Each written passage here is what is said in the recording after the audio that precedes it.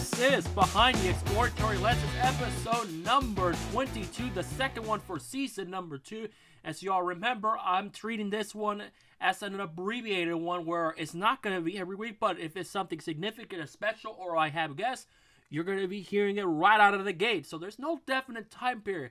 And this is why, because when you have a wild week of news, it has been wild, not just with the whole week, today in general, in NASCAR, ARCA, and IndyCar.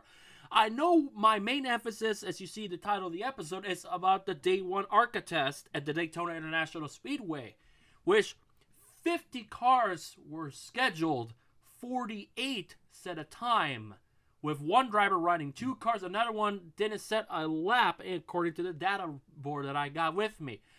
But first things first, let's talk about what's going on in NASCAR today.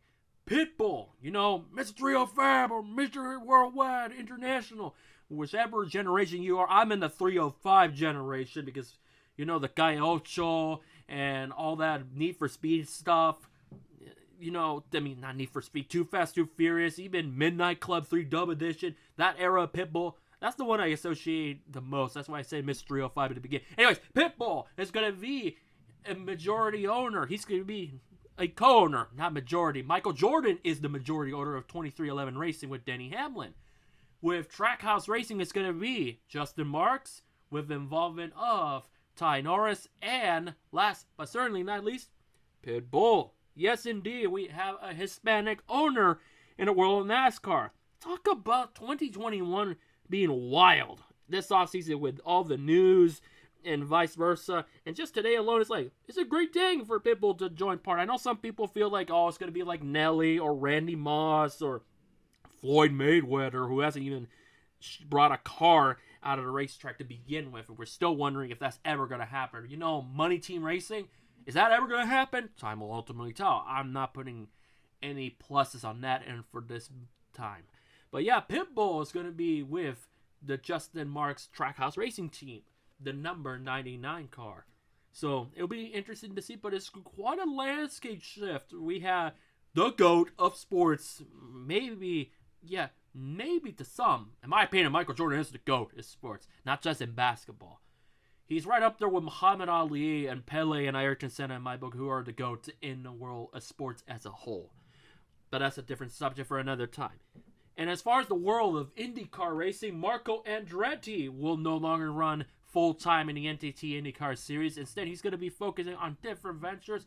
That does not mean he's retiring. He's going to be focusing on the 105th Indianapolis 500, which, finger crossed, I am there on Sunday, May the 30th. Hopefully things get better to get myself out there to live the dream of covering the greatest spectacle of all racing. But that's a different subject for another time. Yet again, he wants to do some sports car racing with his cousin Jared, who happens to be the son of John Andretti. And it's been a rough start to 2021 for the Andretti. The whole past year, with John passing away last year and Aldo a couple weeks back. It's been a rough year. And I certainly wish nothing but the absolute best for Marco. And hopefully by focusing on the 500, maybe that Andretti curse will come to an end. He won the pole last year in the Indianapolis 500, but he never got a chance to be at the front because Scott Dixon took a quick heartbeat. And just like a few seconds, the moment the green flag dropped, he lost the lead. Hopefully 2021 will be a lot better for Marco. So yes, there will be 4 Andretti Autosport cars rather than 5, which are Colton Herta, Ryan Hunter-Reay, who announced he'll be staying once more with the team, with DHL back yet again for an 11th straight season. Along with Hunter-Reay, Herta, you have James Hinchcliffe in the number 26, who replaced the departed and released Zach Veach, who will be running the Rolex 24 at this very moment in time. And last but not least, Alexander Rossi, the 2016 Indianapolis 500 champion. Hopefully, the entire Andretti camp. Herta was the one that carried the entire team. And he wasn't necessarily the full main Andretti car. He was the Harding Steinbrenner Andretti Autosport. Marco, on the other hand, is in the Andretti Herta Curb team, the 98 squad.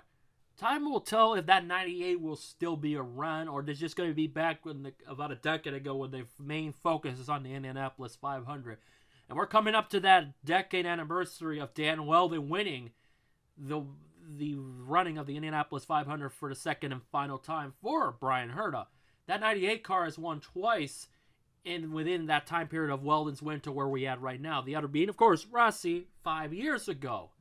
So maybe if the trend continues, could this be the year for Marco Andretti to break the Andretti curse? We'll have to wait and find out once May rolls along. Now, let's talk about ARCA. There's a lot of stuff about ARCA. So here are the top 10 quickest drivers because, as I mentioned, 50 cars were at the track. 49 drivers took turns. 48 were able to set times. That one driver that drove 2 cars was Ty Gibbs, who was second quickest. And knowing Ty, who does not tell anybody and refuses to tell anybody about future plans, he was second quickest. Presumably you'd think he'd be full-time ARCA on a national level this year. But right now, we only have 2 notable that are worthy that will compete for the championship, and those are Nick Sanchez and Corey Heim. But anyways, well, enough silly season talk from Ty Gibbs. Here is the top 10. Derrick Lancaster, who ran 29 laps, set the fastest time of 48.939 seconds. He was quicker by 46 1,000ths of a second than Ty Gibbs in the number 18 car. Sad Moffitt ended up 3rd, Sean Corr 4th, Nick Sanchez wound up 5th. Defending ARCA Menards Series champion on the national side, Bret Holmes was 6th quickest. Bret will run a limited ARCA and Camping World Truck Series schedule with his own family team. More on that family team in just a moment regarding who will be sharing that ride for at least the first half of the NASCAR/ARCA season. Corey Heim was 7th quickest. Taylor Gray, the winner of Kern Park last November, was 8th. Rich Bickle, who is back at Daytona for the first time in 20 years. It is 20 because I know on Twitter he said 21 years, which refers to 2000. He did drove the NASCAR Busch Series race in the number 59 Kingsford Chevrolet in 01, so it was technically 20 years. But good to see Rich running a national ARCA. It took everybody by surprise. Everybody was very exciting about Rich Bickle. Unfortunately, when I found out that Rich Bickle, because I was looking through Facebook and I was like, Rich Bickle, he's running full-time. I saw a Facebook post that said Rich Bickle's running running the ARCA race at Daytona. And I had to check to make sure where's the front. It says Pub Table Racers. Like, oh, this is reliable. This is legit. It's like, might as well share it on Twitter, put credit who wrote the article, because as journalists, if I find something that is intriguing, maybe to the eyes of others, but I didn't wrote about it, I make sure to credit them. But they broke the story that Rich Bickle will run at Daytona. He will be teammates with Sean Corr. So a good effort to see Bickle 9th. These are mostly single car runs. There was some pack racing, but that will be more of a greater emphasis on tomorrow's session. Running out the top 10 is ARCA West racer Jack Wood, who will be driving for GMS Racing this season, concentrating on the east side. So it's good to see the guy from Velocity Racing giving a grand opportunity. This is a good opportunity. Hopefully, I wish him nothing but the best of luck to represent the West Coast quite well, even though he's going to the east. But then again, the east has the competition and the venues that matter most when it comes to getting your name on the floor on a NASCAR national level. Here are some notables from the rest of the rostrum. Dave Mader III, the 1992 Winston All-Star driver for Melling Racing. Greg Van Elst, 12th. Howie DeSavino III, 13th. Defending two-time ARCA East champion Sam Mayer. And Sioux Chief Showdown champion was 13th quickest in the second Bret Holmes car. He'll be driving the first half of the NASCAR Track Series season, part-time of course, sharing it with Bret. And the number 32 Chevrolet, the 23 of course in the Track Series, that is owned by GMS Racing. The 23 will be, of course, on the ARCA side. It's good to see Sam Mayer and Bret Holmes, the main champions of ARCA, joining forces, work together. And it will keep Sam Mayer very busy, that is for sure. And when I asked Sam on Thursday, how important is it to run several races possible before making the big jump to JRM in June to run for the Xfinity Series? It's huge. Like, staying out of the seat for 6 or 8 months or whatever I would have been ain't gonna be good as a driver. So again, this opportunity to stay in the seat, especially in like the Truck Series and ARCA Series, two pretty stacked fields, especially in the last couple of years, where I can compete and race for wins too with a good team like Bret Holmes Racing. It means a lot, and it's definitely going to help me, like I said earlier in my career, just because I'm going to not fall back and get behind it all and like just staying in the seat and stuff. So it's definitely a big deal, especially going over to a big place like junior motorsports where they expect you to show up and start getting top 5s and top 10s out of the box. So we're going to go over and do that, and this is definitely the first step in doing that. Thank you. Best of luck, and see if the Browns pull off that big win this coming weekend. Heck yeah. Yeah, I had to bring up the Cleveland Browns, even though they beat the Pittsburgh Steelers. And here's my angst towards the Browns making the playoffs. When you're from the state of Washington, you root for the Seattle Mariners. I know football, baseball, two different sports. But when the Seattle Mariners have the longest drought of all the sports and Cleveland Browns are behind us, you gotta go with the meme. You gotta go with the humor. The fact the Browns made it, and also the Marlins and baseball, I am baffled about that to this day. Where's the fun value of handing it over to the Sacramento Kings, who has the longest drought of the NBA? There's no fun value. You know who has the longest drought in the NFL? With Cleveland making it, and also Tampa Bay, who were behind? The New York Jets. So fingers crossed if the NBA season continues, and hopefully it gets better on that, because it's looking really awful right now as far as their odds of keeping the season going with the pandemic. I hope the Sacramento Kings make it. I would not mind that. So at least hopefully this season the Mariners make the playoffs and they better on the 20th anniversary of the 116-win season, they make it to the playoffs and hand it over to the New York Jets, because that will be a complete full circle. Enough football talk. Here are the others. Chris Wright, 15th. He'll be driving full-time in the Camping World Truck Series for Young's Motorsports. 16th was Derek Griffith, the standout from the East Race in New Smyrna a year ago when he was driving for Chad Bryant. He'll be on a limited schedule with Venturini Motorsports when it comes to sponsorship. Drew Dollar, who'll scale back to a part-time national deal, was 17th. And let's go down to more results. Dawson Cram, 21st. Gracie Trotter, the winner of the Las Vegas Bull Ring race. I had her on the season 1 finale, which was a couple episodes ago, which was days removed after that win, was 22nd quickest. I will discuss more about Gracie Trotter along with Thad Moffitt and Derrick Lancaster, but she'll be driving a 10-race national ARCA deal with Venturini Motorsports, and I wrote a column about why this year is very important for her to succeed in arguably the A car. The 25 is the main car. This is the car that Michael Self, who I had on the last episode, the previous episode, make sure you check it out after this one, where we talk about the move from ARCA to Trans Am and be more of a general manager, which he will be with Silver Hair Racing in the TA2 category. This is the car that won last year. Expectations are running high. If Gracie Trotter delivers in those 10 races that she's running, in the 25 and the 15, you gotta really look at Gracie Trotter being actually the future of female motorsports and maybe in racing. But people are still sleeping on her. They're overlooked. They don't want to give her credit. They don't, which is sad, because I think Gracie Trotter is probably more of a better racer than Hailie Deegan in my book, and I discuss about that in my column from the Podium Finish. Make sure you look it up, thepodiumfinish.net. All right, more results. Jet Nolan 23rd, Alex Sedgwick 24th. Yes, the NBA 2K car was 24th quickest. Willie Mullins 26th, Kyle Sieg 28th, Carson Hocebar 30th. Mark Green, yes, one of the Green brothers from Owensboro, Kentucky, 33rd quickest.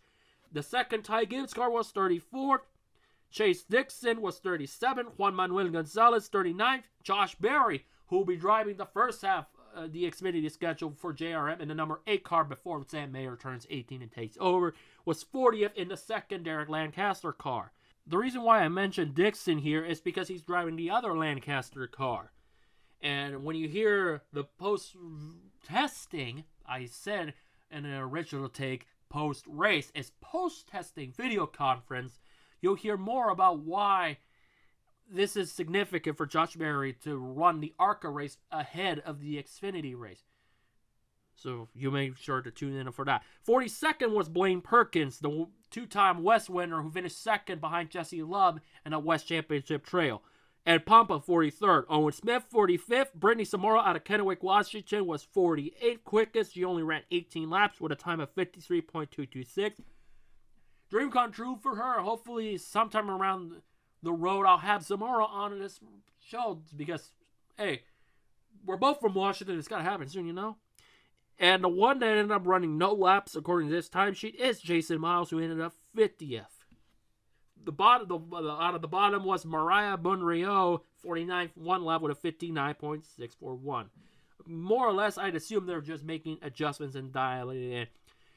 One I forgot to mention in the rundown is 38th quickest, Devin Rouse, who is hoping to have an ARCA and Truck Series deal in the hands, as he is the first openly LGBTQ ARCA driver, and more notably, one of the few that are very active in racing. There has been a few of them in the past in NASCAR, including one other Truck Series driver that drove in 2003. And I am happy that Devin Rouse, no relation to Cole Rouse, who drove in the Can-Am West Series, that ended up leading with one lap to go in Meridian, only to be punted by Haley Deegan and route of her first win. I still will never forget that day, because it is very important to acknowledge that ordeal happening. Stephen Rhodes was the driver that I'm referring to back in 2003 as one of the notable LGBTQ competitors. Because people were confused and people were already jumping to conclusions that Devin Rouse is the first openly driver out there. But he did acknowledge Stephen Rhodes on the NASCAR ends, which is appreciative that people look at the history, because it's important that people not to gloss or overwrite history. Because that little thing irked me.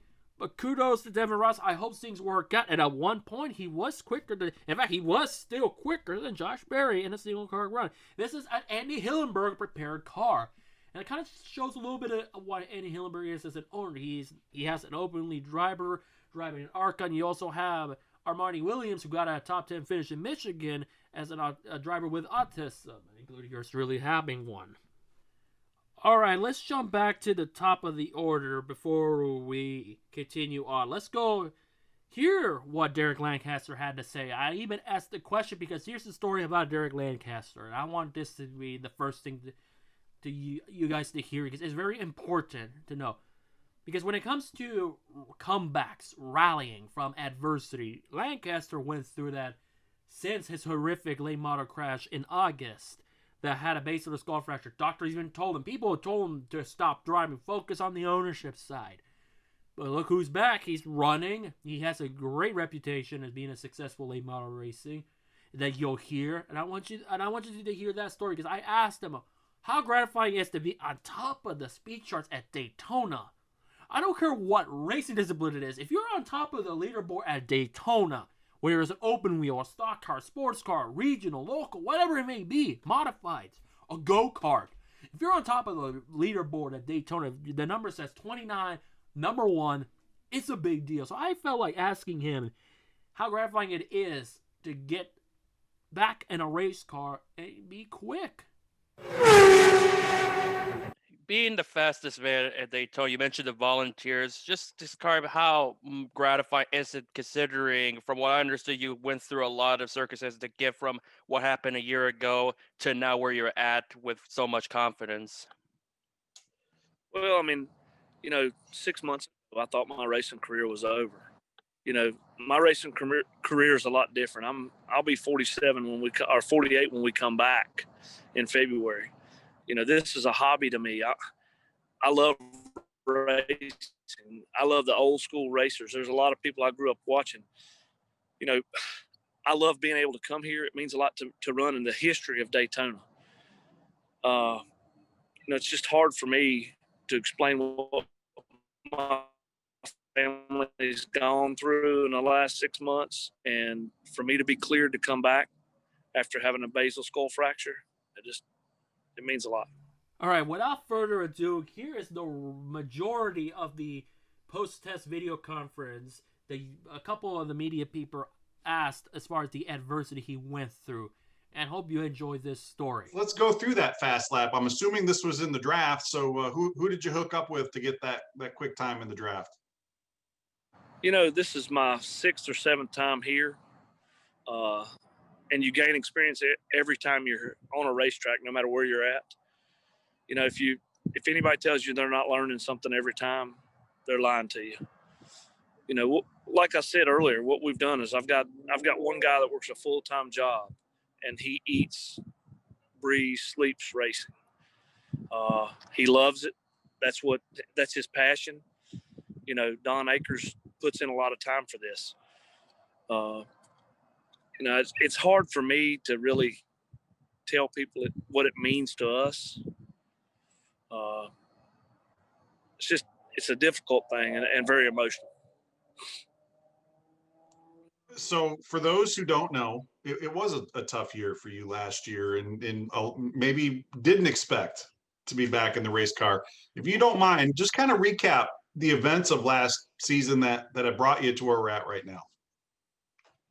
You know, we had big plans for last year. We had built a new R&S race car to run late model. We were going to come to Daytona. Then we ended up, my business got very busy and we didn't come. Then, you know, we were 3 or 4 months there with my business was slow. We were, you know, we didn't know if we were going to be able to race. Our local racetrack, which is Motor Mile Speedway, they didn't open. Then we ended up traveling to Kingsport Speedway, and you know I'd won there the previous year.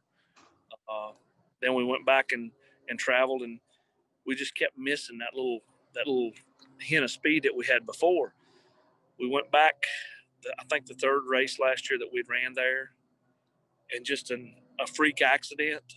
Some cars had wrecked in front of us. I made contact with another car, and it went airborne, and it happened to just hit at the wrong spot. It was actually August the 7th, 2020. We hit. I thought I was okay. I climbed out of the car, and my son-in-law seen a big knot come up on my neck, and I'd walked around. I was sore. Walked back to the hauler, and then they decided that something didn't look right in my neck. They took me to the hospital there in Kingsport, Tennessee, between Kingsport and Bristol. And they discovered that I'd had a C1 that was 3/4 fractured. I ended up in ICU for 5 or 6 days. Went home, wore a collar for 3 months. They advised me that I'd never be in a race car again. And that was very emotional to me and my family. But it's not nearly as emotional as it is to my family for me to come back here now. But, you know, then all the COVID stuff going on. It's just 2020 has been a terrible year, and I hope 2021 is a lot better. Well, it seems to me like 2021 starting off all right for you, man. It's a great way to get it started. Chris, do you have another question? I do. Derrick, you had mentioned, you know, the tough 2020, the injury. What does that mean? And you had mentioned you've been to Daytona before. This isn't new, but then coming back to Daytona this year, having the success, you know, I realize it's day one, but having the success that you had today, tell me about what that really means to you and to your family to have that success and to really open up the promise that could be there for this year. Well, you know, my wife and 3 daughters mean the world to me. I've got a granddaughter that's coming within the next few days. I'm going to be a grandfather. To be honest with you, they're upset that I'm here. My mother and father are upset that I'm here. They wanted me to go on and just quit racing and maybe be an owner and do something different. And that may be what I end up doing in the near future. You know, I promised them a long time ago I would retire when I was 50 and not drive anymore. You know, I got to see where everything leads me.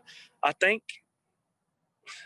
they're happy now. My phone hadn't stopped ringing since we went to the top of the board here, but there's a lot of good cars here, and I think we were very fortunate. Ty and myself hooked up, and we ran those cars down from a good ways back. So we just gotta see what holds tomorrow and what holds when we come back in February.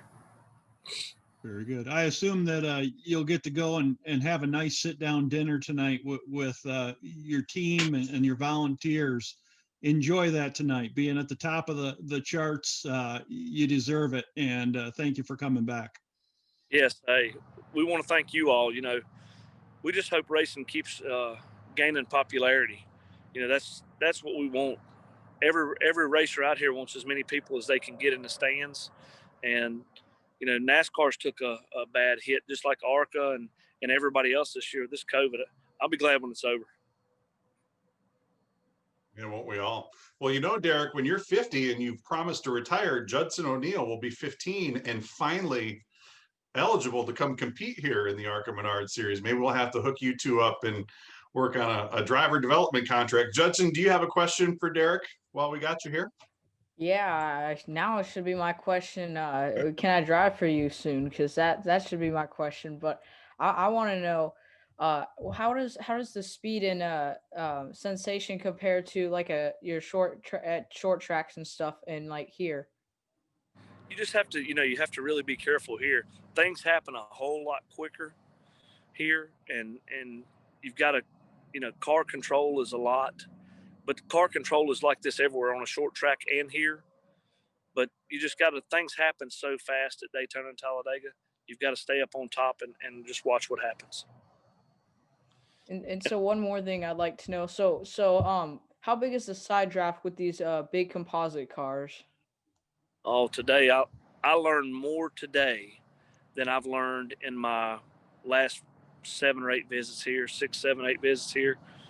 You know, I've got a teacher that I can't tell a whole lot about that's telling me stuff, but you know, as long as you can stay sucked up to the car in front of you and then stay as close as you can to him until you get to his door and then try to pull away, the stuff I done today just is very big to what I'd learned in the past. Yeah, it's always going to be a great experience coming. Well, hopefully it will be. It depends how the race is going for you when you come here to the World Center Racing. But I was sitting at school. Like, I know you guys probably don't believe me, but the whole day when I was at school, we have our school iPads, and every like 5 minutes I would go to the website and I would refresh and see who was on the top of the leaderboard all day long. And so it was the end of the semester. So I just had a bunch of free time. And that's the whole thing I did. I just sat there and stared at the leaderboard, and I saw your name on there, and I was like, oh, I was looking forward because I knew I was going to be a part of this, and I was really looking forward to talking to you. But great job today. Thank you very much. And good luck to you, and good luck to you in the future. Thank you. Judson, you better pay attention in school. Your parents are going to yell at you like I yell at my son for goofing off during school. Well, here's the thing. Here's the thing. Well, I have almost all A's, and I had free time because this was the end of the semester. So I'm innocent here. The teacher told me I had free time, so I got evidence. Yeah, that's what my son says to me too, pal. Chris, I see you have your hand up. Chris Knight, go ahead with your. This will be the final question for Derrick Lancaster. Go ahead whenever you're ready. Hey, Derrick, I apologize. I was on a conference call, so I apologize if this question's already been asked, but I know that you've been obviously a force to be reckoned with on the super speedways, and you have a number of cars. Are you planning to come back with just one car and one driver for the season opener, or is it realistic that you maybe, if things develop, maybe with Josh Berry or something along the lines, you could come back and be more than just a one-car team for the season opener? You know, we're in negotiation now with Josh. He's wanting to get experience for the Xfinity race, which he's running for Dale Jr. Chase is not old enough to run this year, but we will be back with Chase next year. You know, we have a seat that's open. We've struggled a little bit with those 2 cars today. We've had, you know, some problems, some binding up issues that we're working on. We hope to get better with those tomorrow. Josh ran over something early and knocked a hole in the radiator, so we had to change all that, and that took a lengthy amount of time. And, you know, I'm looking at a rental deal in the near future, but right now, we have some stuff open. We actually have a 4th car back at the shop, but we don't want to take that chance of bringing it. We would like to, if Josh wants to come back, is just try to cut back and do a 2-car race, see how it goes. I think Josh and I would run good together, but we just got to see what happens. Cool. Thanks for your time, and good luck tomorrow. Thank you very much. Well, Derrick, I'll just parrot what everybody else said.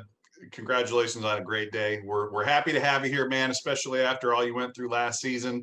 Glad you're out here having fun, and And hey, let's for us 45 plus year olds, let's come back here in February and take it to those kids. All right. I hope we're lucky enough to do that. You just got to be careful here and stay out of trouble. And like Thad said, it's a whole lot of give and a lot less take. You got to be very smart here. I've learned a lot of lessons. We've had cars very fast every time we've been here, and the luck just hadn't went my way. And I hope after what all I went through last year, that maybe my luck's a little different. I know it's not officially a guest on the program. This is basically a news-oriented episode where I tell you what's going on, what happened, and when it comes to ARCA, because I feel like there's a lot of stuff to talk about, and I want you to hear the stories.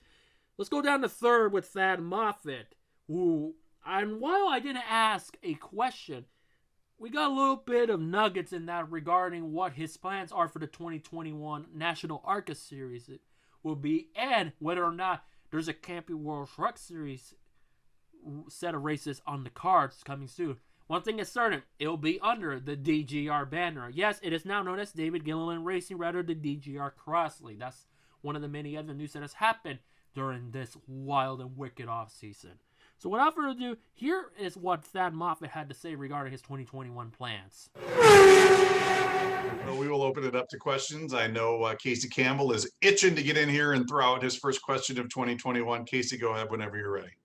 Well, I haven't talked to this kid. I haven't talked to this kid in like million in it's been a good few months. How are you? How are you, buddy? I'm good. How are you, Casey? It's always good to hear your voice. Yeah, that's always good, man. It is always good to hear me because I'm currently battling something, but we'll get to that later. But anyway, going into this season, do you know what your plans are for 2021? Yeah, so we've front loaded this season. So we're going to run the first 12, very similar to what we did last year. So Performance Plus has probably cut their sponsorship to a quarter of what they've been doing. But fortunately, Aqua Chem Packs, the Clean Packs company that was on my car at Memphis, has went from 1 race to 8 races, or 7 full races with 1 co-branded race. So that we were very fortunate to get them on for multiple races this season, and we're going to try and front load the season. So hopefully, maybe we can get some feet on the ground of potential sponsors, because it's tough to sell sponsorship when you can't bring the people to the track and they can see it. When they can see it, it's much easier to get them to buy into it. We had the Clean Packs people at Daytona last year, and they decided to do Memphis, and then Memphis went well, and they decided to do 8 more races this year. So hopefully we can get through August. I think the first 12 carries us to August, and then hopefully get the back half of the season. Coming into the season, we had high hopes. If Performance Plus would have stayed what they were at, we were hoping to run the full season and do 5 truck races. So I went ahead and got all my tests done and certified for the truck stuff. So if something comes along, hopefully we can run a handful of truck races this year with David. But we will be at DGR for Oswell races. All right, Deb Williams, do you have a question for Thad Moffitt? Go ahead whenever you're ready. Yeah. Hey, Thad. It's good seeing you again. It's good seeing you too, Deb. You mentioned you'd been certified to run in the truck series. If you get your sponsorship, would that be with DGR, or who would that be with? Yeah, so it would be a DGR truck. But our first goal right now is to get the complete ARCA season, hopefully run for a championship. But secondly, we would like to run hopefully a handful of truck races, if at all possible. But that would definitely be out of David's shop. Okay, great. Thank you. Good luck. Hope you get sponsorship for everybody for Thank both you. series. All right, to wrap up this episode, let's go down to Gracie Trotter, who ended up 22nd quickest in the A-car Venerini. I refer to 25 as the A-car because that's the number synonymous to ARCA and that race team. You had several successes. There's a lot of expectations for Trotter. She's coming to a team that has won with the likes of Michael Self, John West Townley, if I remember correctly, and even Harrison Burton. There's a lot of high expectations when it comes to winning at Daytona and be successful at Daytona. And I refer back to when I had her on in the season finale. and refer like, you're going to Daytona. The track, her racing idol, AJ Foy, won the Great American Race for the Wood Brothers. And also a couple Rolex 24 triumphs as well.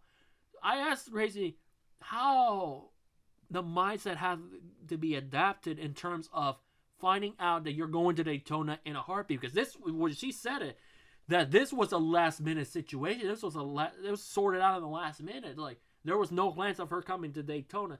And when you hear her response to my question, it came so quick that there was some confusion whether or not, which Daytona race is they're talking about some other time or the one coming up. Lo and behold, it's the one coming up. When I first got the call from Daytona saying, hey, we found you some open ARCA races with Venturini this year, and he's like, your first race will probably be Daytona. And I'm like, are you talking about, is there another Daytona race throughout the year? I didn't think they'd put me my first race of the year in Daytona, and I've only had, about 15 ARCA races so far. So he's like, no, first race of the season. I'm like, okay, wow, this is crazy. I didn't really know how to feel, but I was calling my dad and my mom, telling everybody, guys, I think I'm going to Daytona. And everyone was freaking out. So it's really cool to be here.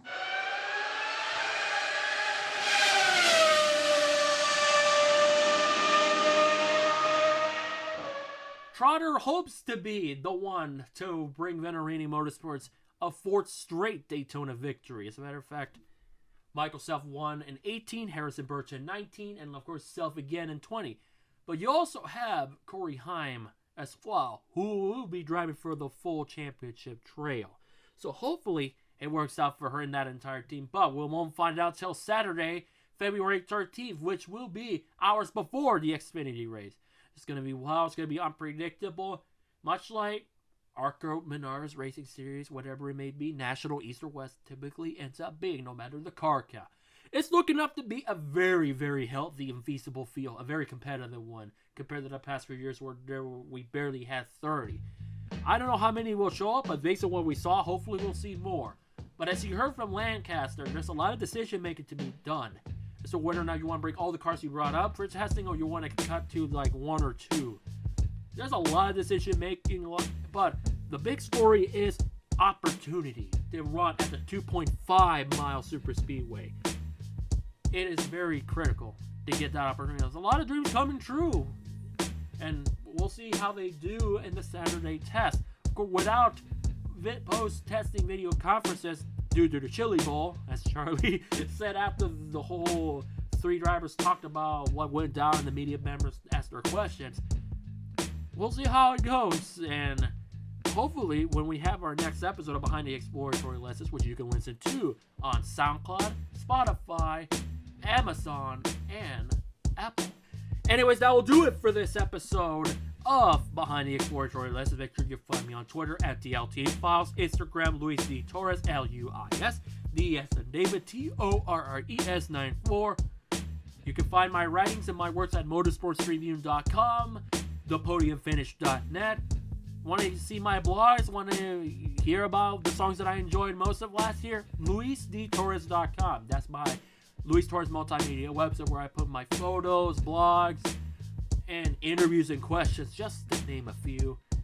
And if you want to support me on Patreon, it's Luis Torres Multimedia on Patreon. I really appreciate your support. And until we meet again, hope you guys have a safe couple weeks. And until we meet again on the next episode, be mindful, stay safe, and also don't bet on the Seahawks winning against the Rams again.